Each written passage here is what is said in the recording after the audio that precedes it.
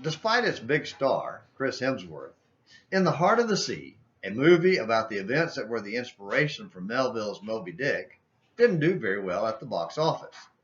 Probably because it includes scenes of sailors stranded out on an endless stretch of ocean, resorting to cannibalism to survive. It was perversely ironic that they avoided the closest land because they thought the inhabitants were cannibals. Regardless, it's simply not something many want to see, even in the relatively safe confines of a movie theater. One of the many sad events in the Old Testament took place in the days of Elisha, when the Syrian king attempted to capture Samaria, Israel's capital city. The siege lasted so long that the residents were paying ransoms for delicious delicacies like donkeys' heads and bird poop.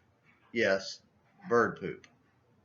But the worst scene of all was when the king was walking on the wall and a woman approached to lodge a complaint and asked for him to act as judge between her and another woman. When granted permission to speak, she explained how another woman had backed out of the deal to share food. She had boiled and they had eaten her son.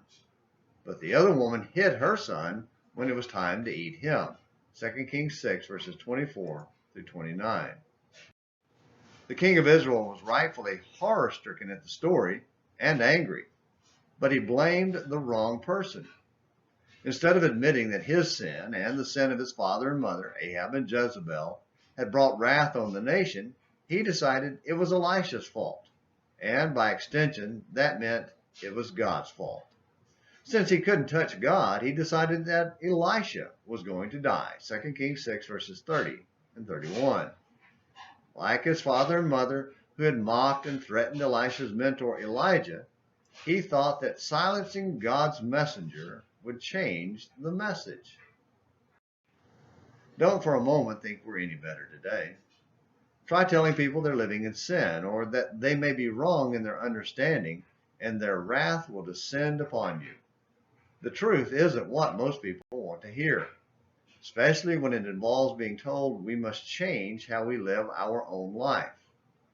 In some ways, cannibalism isn't much worse than the nastiness some will pour out on the poor soul bold enough to tell them what they need to hear.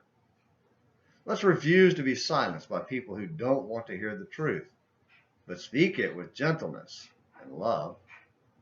And don't try to silence those who tell you the truth. Listen with honesty and a willingness to change. Your soul may depend on it.